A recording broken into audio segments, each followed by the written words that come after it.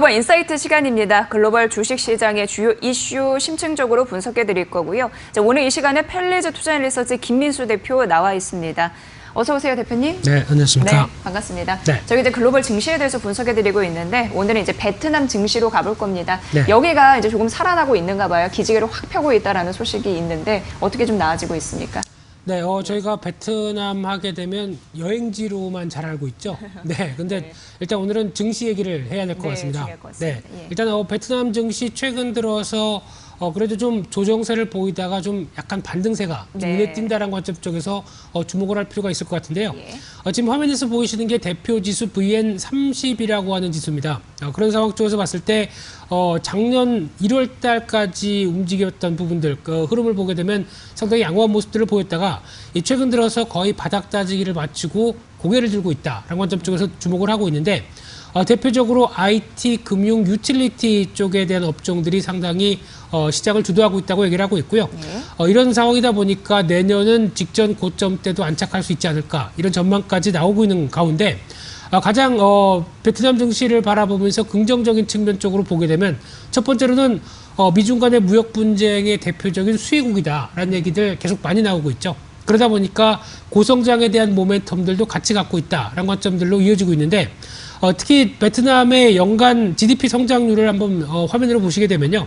일단 최근 들어서 중국은 여러 가지 꺾이는 모멘텀이 나오는데 여전히 베트남은 양호합니다. 그래서 약한 GDP 성장률 6.5%를 바닥으로 인해서 한 7% 이상 성장세를 계속 이어가고 있다는 관점 쪽으로 봤을 때 네. 고성장에 대한 매력은 높다라고 봐야 될 것 같고요.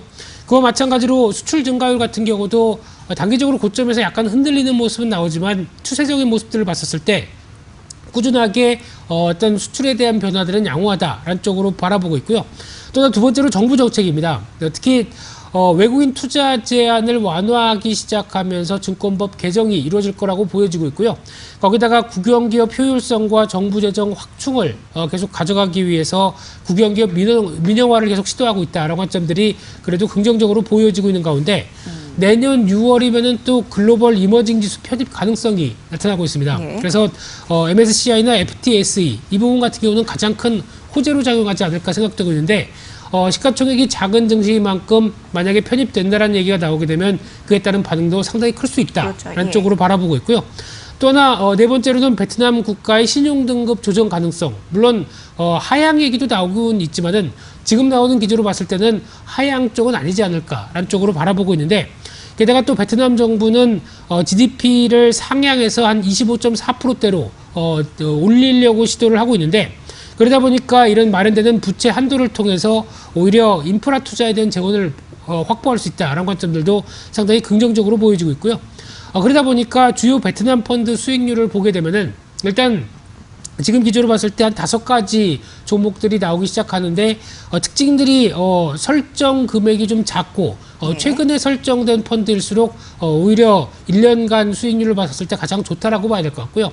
그런 측면으로 봤을 때 아직 두드러지게 좋다라고 보기는 힘든 상황이 앞서 그림에서도 차트에서도 보셨지만은 네. 거의 횡보 이후에 나오는 예, 이제 예. 기지개다 보니까 이제 플러스권을 좀 확대하는 측면들이 높다라는 쪽에 대해서 주목은 하고 있는 상황들인데요.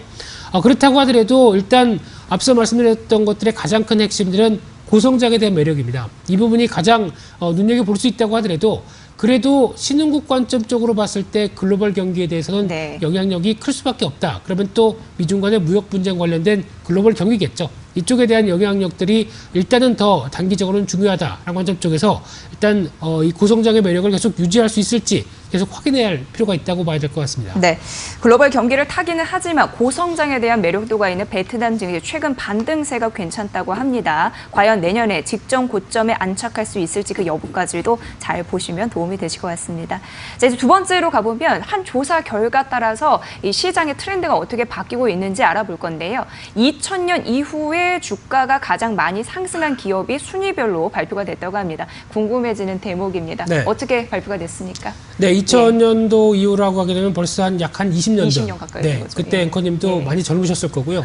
네, 저도 어렸을 겁니다. 네, 근데 그렇죠. 예. 그때 그냥 차라리 네. 미국 주식을 사놨으면 그러니까요. 네, 이거 인생이 보고 깜짝 놀랐어요. 그렇죠. 예. 바뀌지 않았을까라고 예. 생각하고 있는데요. 예. 그런 것 차원으로 봤을 때 2000년도 이후에 상승률이 높은 미국 주식의 흐름을 봤을 때 1위는 몬스터 베버리지라고 하는 회사가 62,000%가 20년 동안 올랐다고 합니다.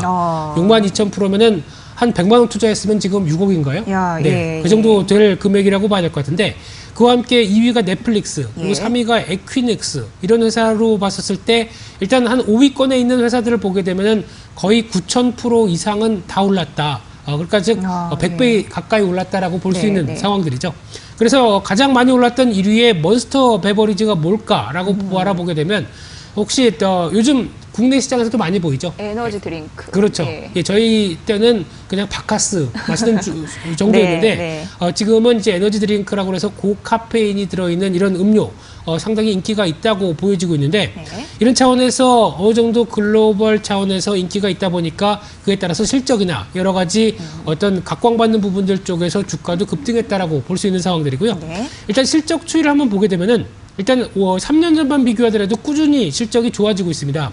대표적으로 27억 정도 달러의 매출액을 보였던 2015년도에 비해서 38억 달러까지 빠르게 계속 확장되는 모습들이 이어지고 있고요. 네. 또 영업이익 같은 경우도 2015년도에 비해서 거의 한 50% 이상은 늘어나고 있다는 관점적으로 봤을 때 어떤 실적에 대한 변화가 그대로 가져가고 있다는 쪽으로 바라봐야 될 것 같고요.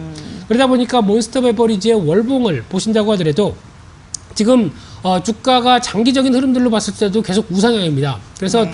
음식료 업종 안에 있다고 하더라도 꾸준한 어떤 실적 흐름들과 양호한 배경을 갖고 있다라고 하게 되면 이런 식으로 주가가 움직이구나라는 쪽에 대한 변화를 확인할 수 있을 것 같고요. 특히 영업이익률이 30%대입니다. 네. 그만큼 강한 어떤 수익성을 보여주고 있다는 점과 함께 주식 분할도 벌써 최근에 두어 번 한 흐름들이 나오고 있죠. 게다가 2014년도에 코카콜라가 지분의 16.7%를 매입하다 보니까 이에 따른 여러 가지 긍정적인 측면들은 높은데 하지만 에너지 음료 시장의 경쟁이 또 과열되는 상황이다 보니까 이에 따라서 계속 입지를 이어갈 수 있는지가 가장 큰 관건이 아닐까 네, 생각이 되고 있고요.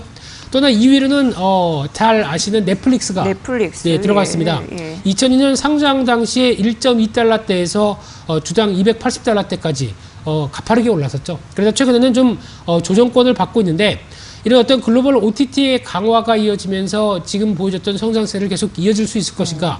단기적으로는 한 250달러대를 유지할 수 있을지가 가장 큰 지지권에 대한 모습이 아닐까 생각되고 있고요. 기타 순위권 종목을 또 확인해 보게 되면 에퀴닉스라고 하는 데이터 센터 관련된 리츠 회사가 네. 눈에 띄고 있고요. 그 밖에 농축산업 용품 업체인 트랙터 서플라이, 그리고 수술용 로봇 제조 회사라고 알려져 있는 인투이티브 서지컬, 이런 쪽과 함께 눈에 띄는 쪽은 또 마스터카드도 있네요. 그런 쪽의 흐름들을 봤을 때 의아한 게 왜 팡 관련된 종목들은 없을까라고 그러니까요. 생각할 수 있을 것 같은데 예. 아마 기간을 20년으로 잡다 보니까 그런 것 같습니다. 예. 네, 그래서 21세기 초에 설립됐다 보니까 이런 페이스북, 아마존, 구글은 아무래도 순위권에 못 들어갔다고 하는데 네. 만약에 10년 사이로 계산했다고 하게 되면 분명히 들어갔을 그렇네요. 걸로 예, 보여지고 예. 있고요. 그러다 보니까 가장 중요한 부분들이 일단 이런 20년 동안에 살아남으면서 가장 큰 수익률을 보여줬다라고 하는 특징을 한번 좀 살펴보게 되면요. 가장 먼저 IT와 결합된 첨단 산업이 들어간 종목들이 좀 많다라고 볼 수 있는 상황들이고요. 또 하나 두 번째로는 좀 나름대로 특화된 분야가 있었다. 그래서 거기서 꾸준한 시장 점유율을 보이면서 재평가를 받았다라는 네. 쪽에 대한 흐름들이 가장 좋다고 봐야 될 것 같고요. 또 세 번째는 다 아시는 것처럼 실적입니다. 예. 실적이 안 나오면은 기대감 가지고만 20년 동안 꾸준히 갈 수가 없겠죠. 그런 상황이다 보니까 매출 중심으로 점진적인 확장세를 보였던 종목들이 거의 다 차지를 했다라고 봐야 될 것 같고요.